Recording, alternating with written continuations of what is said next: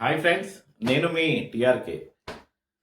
అయితే మిత్రులారా, ఈ నా ఛానల్ని ఎవరైనా సబ్స్క్రైబ్ చేసుకోకున్నా, బెల్ ఐకాన్ నొక్కకున్నా, ఈ వీడియోని చూసేటప్పుడైనా సబ్స్క్రైబ్ చేసుకోండి, బెల్ ఐకాన్ని నొక్కండి.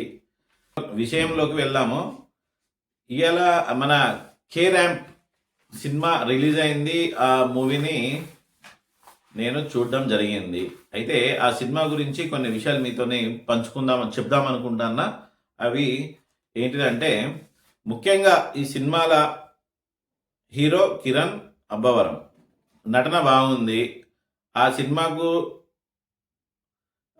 ఎంత వరకు కావాలో అంతవరకు ఆ హీరో ఎఫెక్ట్ పెట్టిండు. తన వన్ మ్యాన్ షో లాగా ప్రతి ఫ్రేమ్లో ఒక హీరోయిజాన్ని సూపర్గా చూపించింది. ఎవరు అంటే జైన్స్ నాని, ఎవరు డైరెక్టర్. అతను హీరోని అయితే చాలా బాగా చూపించిండు. ప్రతి ఫ్రేమ్లో హీరో ఉండే విధంగా చూసుకున్నారు అనమాట.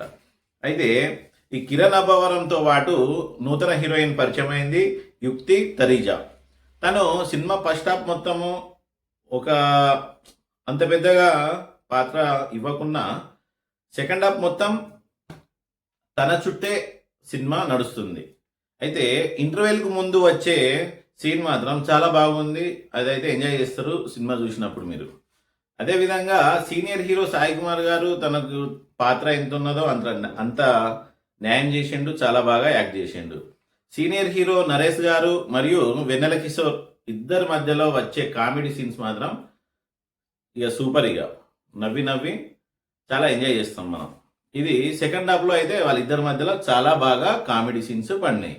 అదేవిధంగా హీరో కిరణ్ అబ్బవరం ఫస్ట్ నుంచి కామెడీ ఎంతవరకు చూపించాలో అంతవరకు తన బాడీ లాంగ్వేజ్ని బట్టి కామెడీని చేశాడు. ఈయన ఏమన్నా డాడీస్ గిఫ్ట్ని వీళ్ళు ఏమంటారు అంటే, కుమార్ అబ్బవరం కదా, అబ్బా డాడీ వరం గిఫ్ట్. ఇలాంటి కామెడీ ఈ సినిమాలో చాలా ఉంటుంది అనమాట. అది మీరు ఈ సినిమా చూస్తే కానీ మీకు అవి ఏంటిది అనేది అర్థం కాదు. కాబట్టి సినిమా చూడండి, కామెడీని ఎంజాయ్ చేస్తారు.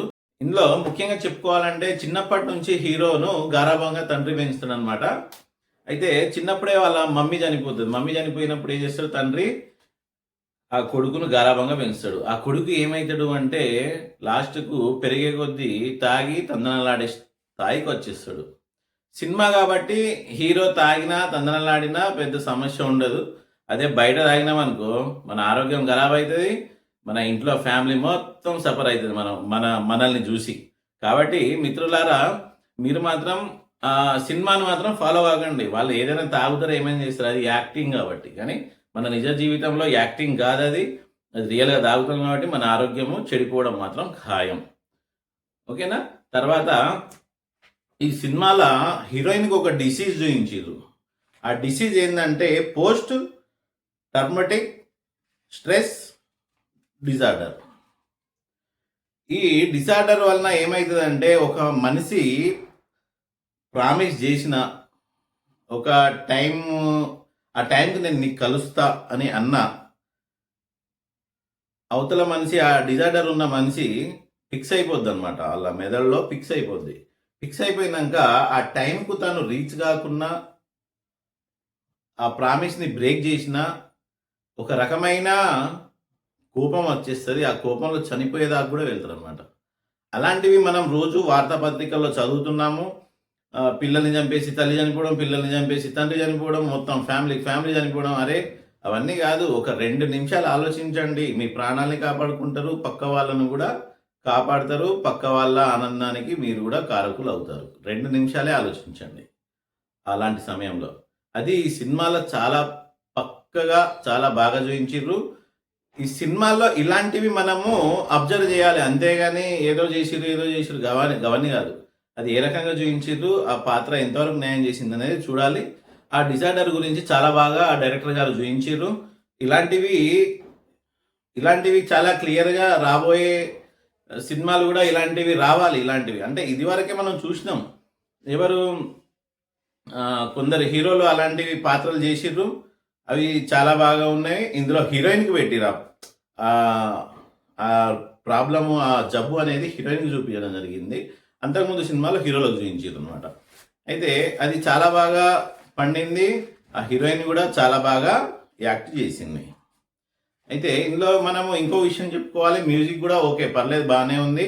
సినిమా సమయం సందర్భాన్ని బట్టి పాటలు అనేటివి వస్తాయి.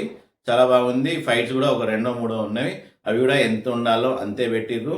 హీరోను అయితే సినిమా ప్రతి ఫ్రేమ్లో హీరోను చాలా బాగా చూపించారు. సినిమా బాగుంది. మీరు వెళ్ళండి. 100% సినిమా సూపర్ డూపర్ హిట్. మీరు ఒకసారి ఈ సినిమా చూస్తే మీరు చాలా ఎంజాయ్ చేస్తారు. Okay friends, thank you. మీకు నచ్చితే వీడియోని షేర్ చేయండి, లైక్ చేయడం మాత్రం మర్చిపోకండి.